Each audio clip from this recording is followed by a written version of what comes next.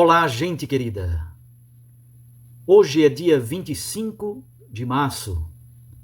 A igreja celebra a festa da Anunciação do Senhor. É uma solenidade. Pelo sim de Maria, o Filho de Deus, o Verbo encarna-se em nossa história. Nesse dia também, nós nos unimos com o Santo Padre, o Papa Francisco, para consagrar a Rússia e a Ucrânia ao Imaculado Coração de Maria, orando para que o mundo tenha paz. Na verdade, nós todos nos consagramos, pedindo ao Senhor a superação de toda violência, de toda guerra, de toda agressividade que nos afastam dos propósitos de paz. Jesus é o príncipe da paz, como diz Isaías. O texto do Evangelho é de Lucas, capítulo 1, versículos 26 a 38. Naquele tempo, o anjo Gabriel foi enviado por Deus a uma cidade da Galileia, chamada Nazaré, a uma virgem prometida em casamento a um homem chamado José. Ele era descendente de Davi e o nome da virgem era Maria. O anjo entrou onde ela estava e disse: Alegra-te, cheia de graça. O Senhor está contigo. Maria ficou perturbada com estas palavras e começou a pensar qual seria o significado da saudação. O anjo então disse-lhe: Não tenhas medo, Maria, porque encontraste graça diante de Deus. Eis que conceberás e darás à luz um filho, a quem porás o nome de Jesus. Ele será grande, será filho do Altíssimo, e o Senhor Deus lhe dará o trono do seu pai Davi. Ele reinará para sempre sobre os descendentes de Jacó, e o seu reino não terá fim. Maria perguntou ao anjo: Como acontecerá isso se eu não conheço homem algum? O anjo respondeu: O Espírito virá sobre ti, e o poder do Altíssimo te cobrirá com sua sombra. Por isso, o menino que vai nascer será chamado Santo, Filho de Deus. Também Isabel, tua parenta, concebeu um filho na velhice. Este já é o 6º mês daquela que era considerada estéril, porque para Deus nada é impossível. Maria então disse: Eis aqui a serva do Senhor. Faça-se em mim segundo a tua palavra. E o anjo retirou-se. Palavra da salvação. Glória a vós, Senhor. Minhas irmãs e meus irmãos, nesta solenidade da Anunciação do nascimento de nosso Senhor Jesus Cristo, nós encontramos na primeira leitura o famoso texto de Isaías capítulo 7, no qual está o versículo 14. Eis que a virgem conceberá e dará à luz um filho.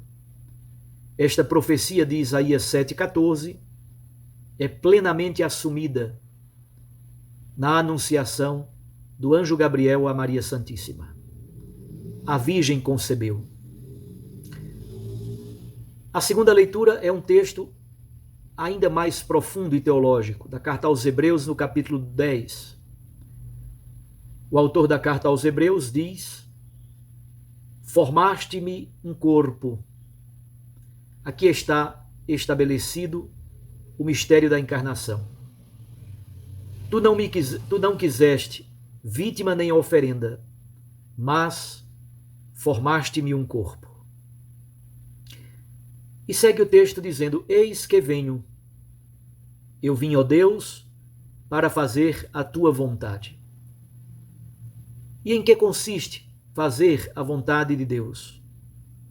O próprio autor da carta aos Hebreus explica: Suprime-se o primeiro sacrifício para estabelecer o segundo. E o segundo sacrifício é a oferenda do corpo de Jesus Cristo, realizada uma única vez uma vez por todas, sobre o mistério da cruz. Olha que belo.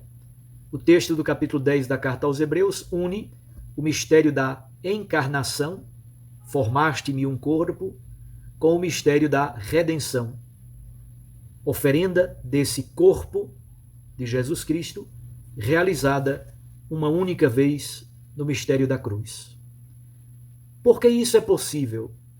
Por causa do sim de Maria. O sim de Maria possibilita o mistério da encarnação. Então, nesta festa, nesta solenidade da anunciação do anjo Gabriel a Maria, o projeto salvífico de Deus, que foi anunciado no Antigo Testamento pelos profetas, começa a ganhar corpo, a ganhar forma. No Evangelho de Lucas, nós temos a anunciação do nascimento de João Batista a Zacarias. Ora, o anúncio do nascimento de Jesus a Maria segue basicamente o mesmo esquema característico. Inicia apresentando um breve contexto, depois há um diálogo do arcanjo Gabriel com Maria a partir de 3 intervenções de Gabriel e de 3 reações de Maria. Gabriel saúda Maria, ela fica perturbada e começa a refletir sobre o significado da saudação. Depois, o anjo Gabriel manda a mensagem de Deus, entrega a Maria a mensagem central, nos versículos 30 a 34. Maria então questiona Deus, questiona o anjo Gabriel. Como é que vai acontecer isso se eu não conheço homem algum? Finalmente, nos versículos 35 a 38, o anjo Gabriel explica o como e a conclusão do texto é: Maria cede, Maria consente, dizendo: eis aqui a escrava do Senhor, faça-se em mim segundo a tua palavra. Depois destas 3 intervenções de Gabriel e das 3 reações de Maria, encontramos ainda o sinal característico de que aquela palavra do anjo é verdadeira. Qual é o sinal? Isabel, uma parente de Maria, anciã, ela também está grávida. E finalmente aparece a conclusão: o anjo retirou-se. Esse é o esquema. Nazaré é uma pequenina aldeia numa região montanhosa e periférica da Galileia. Nazaré não teria mais do que 400 pessoas, uma aldeia pequenina. A Galileia é uma região periférica do imenso Império Romano e de segunda categoria dentro do próprio Israel, porque é considerada uma terra de rebeldes. Maria é a esposa de José. Já realizaram a primeira parte do casamento, Kiddushin. É a parte primeira em que se assina a escritura. É a parte da consagração, da santificação. Mas eles ainda não coabitaram. Falta ainda a segunda etapa do casamento, Nissuim, que é a fase das núpcias propriamente ditas, e a partir daí a esposa é conduzida à casa do seu esposo. Os personagens na narrativa têm nomes muito fortes. Gabriel significa força de Deus. Maria, a partir de uma possível etimologia, significa amada de Deus. José, do verbo Yasaf, significa Deus acrescenta, graça sobre graça. E finalmente, Jesus significa Deus salva. Como o evangelho da infância, esse texto não é um relato jornalístico, sabemos muito bem. É, na verdade, um relato catequético, mistagógico, quer exatamente apresentar o desígnio de Deus na história da salvação. Quer apresentar Jesus como o Messias, o Deus conosco. Maria, é verdade, está no centro do episódio. O anjo a saúda, ela reage com perplexidade e perturbação. Ela reflete sobre a saudação de Gabriel. O anjo lhe transmite a mensagem central sobre o nascimento de Jesus. Maria questiona Deus. Como é que vai acontecer isso? Ela é virgem. E virgem não significa apenas virgindade física. Virgem é também uma categoria ética e espiritual. O anjo lhe explica como será o agir de Deus. Maria então permite que o projeto de Deus se realize plenamente em sua existência. Que Deus realize a sua vontade em seu corpo de escrava do Senhor. Maria é a filha de Sião, é personificação de todo o povo de Israel. Em sua fraqueza, revela-se a salvação de Deus. Ela é toda cheia de graça, objeto da predileção e do amor de Deus.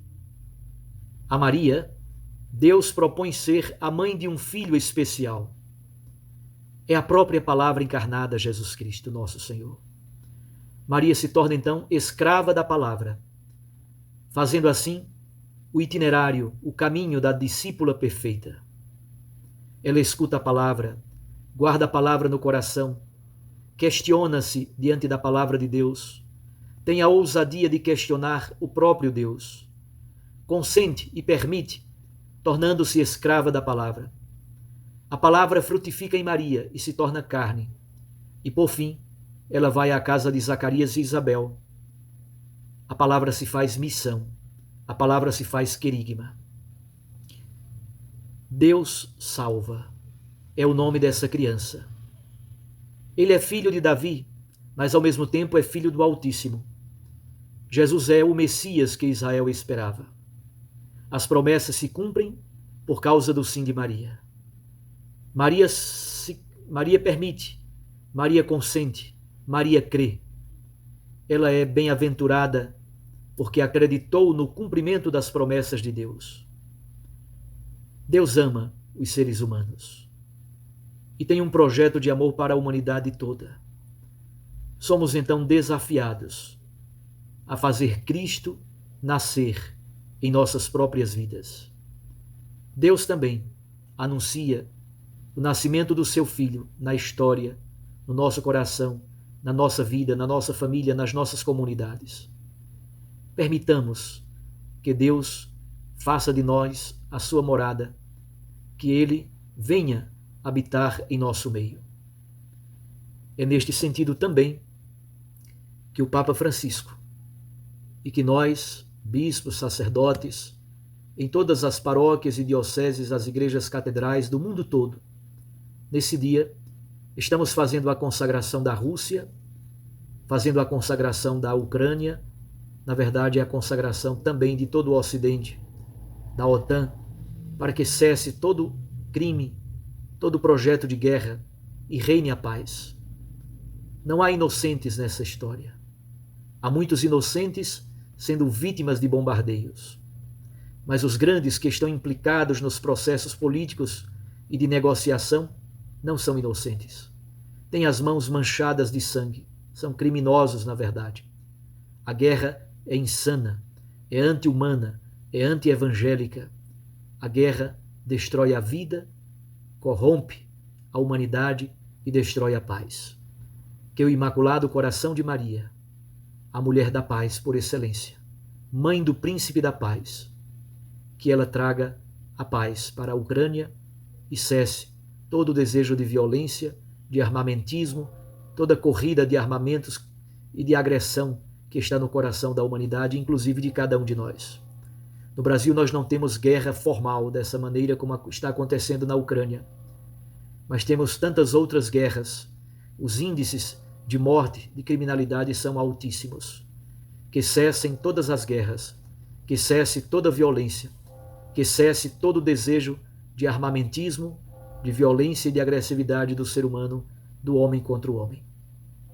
Um abraço a você, fique com Deus e com sua Mãe Maria Santíssima. Eu os abençoo, em nome do Pai, e do Filho, e do Espírito Santo. Amém. Recorde que a palavra aquece o coração, e a Eucaristia nos lança para a missão. Até amanhã.